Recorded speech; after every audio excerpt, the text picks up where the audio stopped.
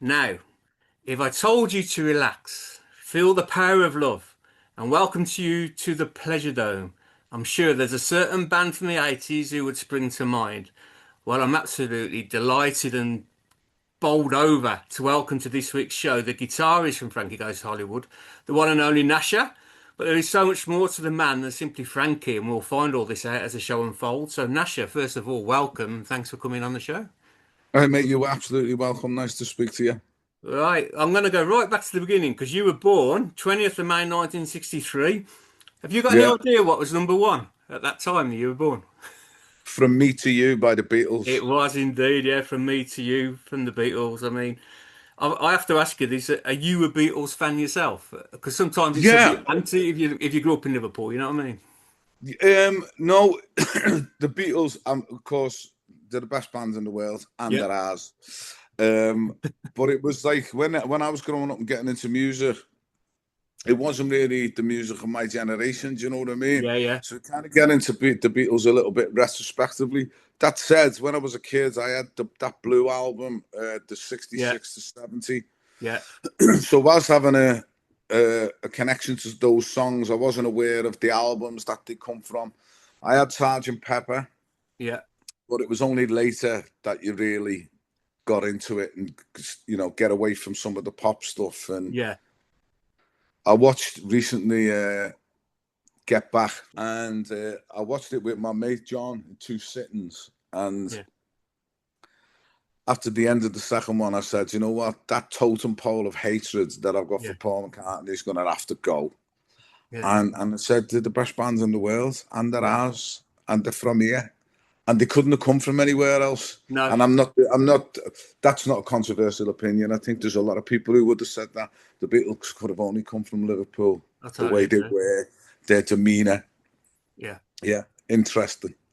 They So, cast a long shadow, even still. And yeah, the interesting thing about you look at the Beatles industry in this mm, city now is just off the scale. It brings in tons of revenue, you know. mm, I was coming back from Spain the other week, and there was the fella in front of me in the queue, Mexican, flying in, flew into Madrid to fly out to come to yeah, Liverpool to, yeah, he's got his Beatles shirt on.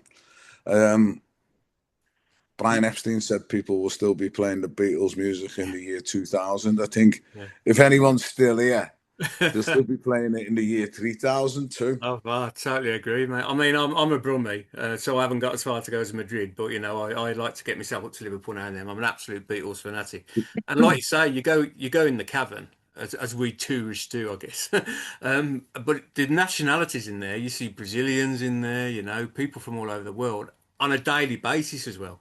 It's just Yeah. like they just flood in, don't But they? it's funny you mentioned the cavern, and Yeah, again, the lack of foresight by yeah, yeah, whoever decided to fill in the original cavern. You know, yeah, people go to Liverpool now, and I don't think they're quite aware.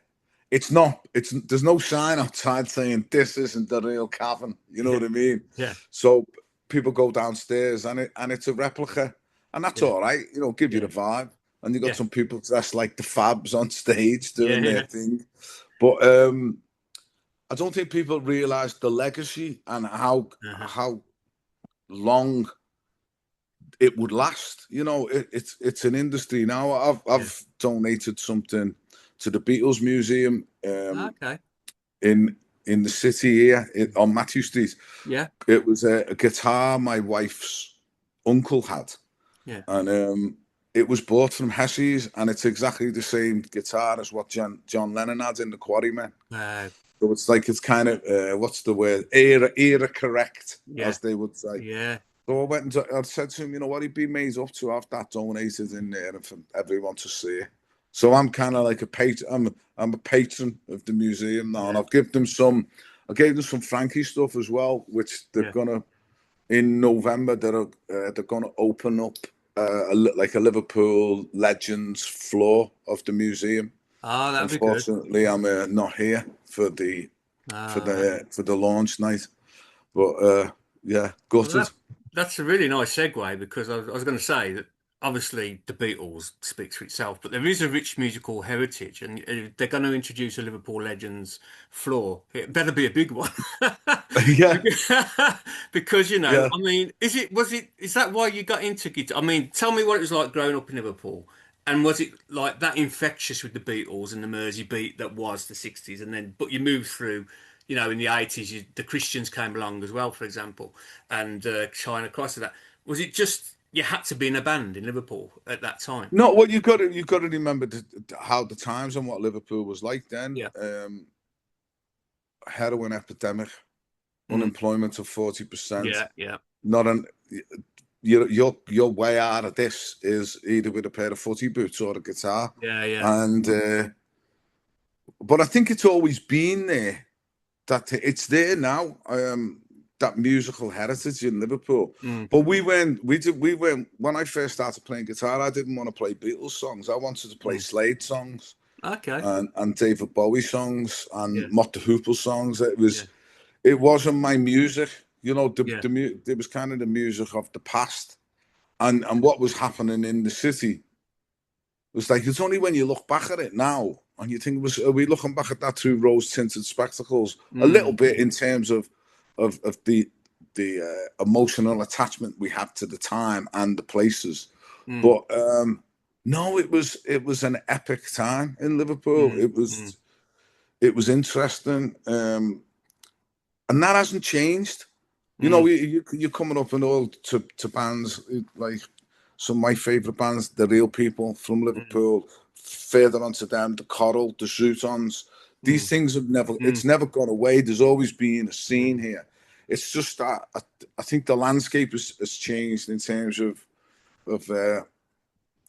being having record deals. These guys are still out there. The Coral, Zootons, Cast Yeah, as yeah. well. Yes, of course. Yeah. Um, I it think one goes on, thing. and Yeah, my mate Ian Prowse, Ian McNabb, both yeah. two good friends of mine, both Yeah, out there hard working musicians. of course. Yeah, it's cool work. Ian runs Yeah. a Monday club at the Cavern pub every Monday, and it's in its 14th year now, Excellent. and it's an open mic night that is like no other open mic Mm. night in the country. In that you can't turn up and play Wonderwall, you've got to play your own Brilliant. tunes. Oh, I love that. And because of that, the audience are a little bit more receptive to that. Mm. But they're also receptive to their attendance. They don't know what they're going to get. You Mm. don't know who's going to come on stage. So bands like, as an example, Red Rum Club, Mm. who went on and had to have good success. The Cheap Thrills. I think these have all played Monday Club. So it's like Monday Club's become a bit of a place where new bands go to play, Mm. newly formed bands, all the backlines there. People travel to come and play Monday Club. And re- what I don't like about Monday Club, it's too loud. And Mm. I've got tinnitus, so I Right. reluctantly go there. And it's also some people do speak. The respect is not, Mm. across the floor. But Ian took the best of Monday Club to the music room at the Philharmonic recently, and Yeah. I got to play a couple of tunes there, and I saw the talent that was on there. It was just unbelievable. But I got to see it in like a church-like atmosphere with Right. fantastic sound. So that, well, you'll know if you're a visitor here, you'll have picked up on that, and Yeah, you'll yeah, have caught the definitely. bands that you didn't you weren't expecting. I was playing last night with two people, uh, Olivia and Jessica, and my friend Rihanna, who runs this thing called The Narrative, of just songwriters getting up and talking about their Mm. songs and why they write them and how they write them. Um, that's quite interesting. Mm. It's a piece of cake for me, but for some of the others, Olivia, who was next to me, was like, she's new to this, and for her to talk Mm. about her music is quite difficult because it's so intensely personal. Yeah, But of the course. music scene here is still fantastic. I don't say it's better than anywhere else because I can't judge it against anywhere else. But no, seeing that thing at the Monday Club moved to Tuesday night at the Phil was great, great, Well, I'll tell fantastic. you, My I think one thing that I have noticed in Liverpool, and you've kind of touched on it a hell of a lot there, is there is the venues to play live in Liverpool. Not all cities have got that. Birmingham hasn't got enough of it, if I'm being honest with you. But I think, and the fact that they're showcasing nights like that Monday Club, which has moved to Tuesday, which you can only play original music. I mean, that's fantastic. That's just brilliant. Yeah. No, Yeah. it's special. It's a special environment, and as an example, you used to be able to do three songs, and there maybe be like about uh 15 bands on. Okay. But I think at their 14th birthday party, he said there was 38 acts turned up. Wow. And you know, they're across everything. One of my favourite Monday clubbers, Rebecca Riley, who Yeah. goes under the name of One Cool Poet. You can Yeah. fit her in your pocket, and she's a pocket rocket of positivity, doing a poetry. And she performed at the Phil and just did three poems. The last one was just a mic drop moment, just Yeah. wow. Um, and I'm partial to a bit of poetry. Yeah.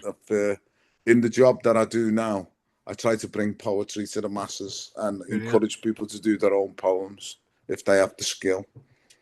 Well, funny you should mention three songs because, of course, Frankie, only the second act in history at the time. Well, it was the second act in history to top the UK charts with number one with their first three singles, "Relax," "Two Tries," and "Power of Love." Obviously, breaking, well, equaling the record of another Liverpool band, Joey and the Pacemakers. Um, So I'd just like, I mean, the people listening to this show, it's an 80s based show, even though we can go here, there, and everywhere, Brian. But how did you get into Frankie? What happened? How did you get the gig to be with them? And that? Well, I'd been playing guitar when I first started learning how to play guitar. Mark O'Toole taught me some chords because Right. and his brother Jed, and they used Jed, Mark, and Vin, their other brother, and another guy called Mark Allen. They formed a band called Mark Two because there was two Marks in the Yeah, band. okay. So like from Mark O'Toole had been playing the bass since he was about 12. And when he was 13 and 14, he was playing in social clubs with his brothers. And they weren't doing Mustang Sally and all that, like Mm. standard crap. They were doing like Queen songs, doing Tie Your Mother Down and Don't Stop Me Now. Oh, Now I'm Here. Mm. Slade songs. So I'd go round to their house and they'd all be in the bedroom playing guitars. And it's like, I want to do that.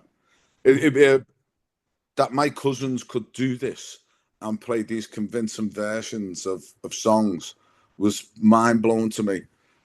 And then we start getting involved in bands. There was the Bridewell in Liverpool. Have you been to the Bridewell pub? I may have done. It doesn't ring a bell, to be honest. If not, it's one No, I've got to put on my list. I've then been to so many rectify pubs in that Liverpool. I'll be surprised on if your I haven't. next visit to Liverpool. Best boozer in Liverpool. Well, I need to But go it's there then. also the birthplace of Frankie, and it was a former police station that had quite a few cells in there. Ah, okay. And you used to be able to rehearse in the cells. I think it was £2 an hour to Yeah. rehearse back then, Fantastic. and there was a lot of bands going on in there, and people would swap bands. You know, Mm. they'd go down the corridor and say, "Oh, I've heard some bands down there who were better than you, lot. I'm going to go and join them." So that Jed's in Frankie. Uh, Jed leaves, and because I knew everyone, Mm. I joined, and I think about 2 days after I joined. We went to London to do some demos, Mm. phonogram, which are on this release that came out last week, Okay. um, along with a bunch of other stuff, which seems to have been really well received by the fans because I think there's about 30 odd unreleased tracks Wow. on this box set. And the pre-sale it's sold out. So that, but coming into that, yeah, I went off topic there. No, you're right. Yeah, playing gigs and then doing radio sessions for John Peel, Trevor Horn. Here's that. Mm. Here's the next one. He also has the Jensen thing, and then we do the Tube thing where Yeah. the Tube are in Liverpool, and they want to they want to do a piece on some up and coming Liverpool bands. Trevor Horn sees that. Mm. We get signed. The rest is a very colourful history. Yeah, yeah, absolutely. Because Relax it had a, I mean, it was the metaphoric rise to fame for you guys, but it had a few false starts, didn't it? Relax, until Yes. so. Did you see Trevor taking? Obviously, you done it. I remember. I can still remember seeing that first. The tube. I remember seeing it on the tube, and then it was after that. And I remember as well. I had a 12-inch of Relax, and this was all before you became the Frankie that we know you Yeah. became. So was he a massive influence, Trevor? Was he a real sort Well, of we wouldn't have signed that record deal to work with anybody else. yeah, You know, it's a massive influence. Yeah, he's a producer who produces records and yeah, produces very good records. But the songs were there. You yeah, know, uh, the recordings of Two Tribes, all that orchestration at the start of Two Tribes is based on Mark O'Toole's bass line. yeah, We didn't have an orchestra down in the cells to go, yeah, copy this bit, ding, ding, ding, yeah, ding. So it's kind of there, and people don't really understand that's what a producer does. You uh-huh, know, producer comes in and turns something into something better. Um, and you know, it's a bit annoying because nobody ever said, you know, to the Pretenders, "Oh, you've only got your success because of Chris Thomas." And mm, Chris Thomas was like the fifth member of the Pretenders, yeah, intrinsically linked to yeah, making their records and how their records sounded. Was fucking, I remember hearing Brass and Pocket and just going, "Wow, yeah, what a tune that is!" Still getting played now. That wicks me a bit that yeah, a lot of people go on about Trevor on. But going back to what you said, yes, we were fans of his work. yeah, We loved. My first exposure to him was probably Dollar, yeah, and hearing those records, I went like, "Wow, who's done Mirror? Who was that who recorded Mirror Mirror? That mm, sounds." And hearing that, you're thinking he must be one of those producers that's like Mickey Most, who's old fashioned mm, and yeah, blah blah blah. But it wasn't. It was he done then goes and does ABC, and then he does Duck Rock, and then he yeah. does us.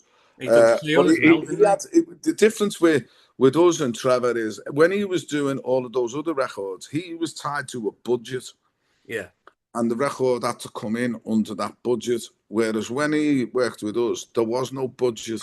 mm, It was in in his studio spending fortunes, which is like, I yeah, mean, this whilst talking about the cost of making those records, we when we split up, we owed £800,000 in wow, recording costs, and right, this is a little for people who don't understand about the music industry. yeah, If you sign to my record label and we make a record and it costs £1 million to make it, yeah, uh, and we sell £1 million worth of records, that doesn't pay for what you've incurred. mm, We take that £1 million and 10% that goes to you goes against. If you're on a 10% deal, your 10% goes against that million. yeah, And so we didn't recoup our recording costs until 1992 when the right, Greatest Hits record came out. right, So in terms of making money from record sales, we didn't until 5 years after the band had split up because we'd incurred. Well, we had incurred, but Trevor had incurred ridiculous recording costs yeah. because he's not paying for it. Yeah, that's absolutely incredible to hear. I mean, it is a familiar story though as well with so many bands, isn't it? But yeah, clearly, the ingredients of what Frank was there. Trevor wouldn't have approached you after seeing you. He obviously saw something anyway. But obviously, yeah, and it's like George Martin with the Beatles. It's kind of a marriage made in heaven, isn't it? It's the Yeah. band with the producer, and when you get that gel together, then it all takes off. And Relax, of course. Um, Banned by the BBC, embarrassingly by them, because you ended up on top of the pops on Christmas Day on the same year, 1984. And do you know when it rose to number one, Relax? Do you know what it knocked off the top? Do you know what it was? Types of It peace. was Pipes of Peace, Macca. So I'm doing good on my pop quiz here, isn't it? Do you know why, mate? Because I've written an autobiography and I did my you research. have. I'm coming on to that, mate. I'm coming on to that. Anyway, I think let's no further ado. Let's have a little bit of a song, and we will go on to your book and lots of other things.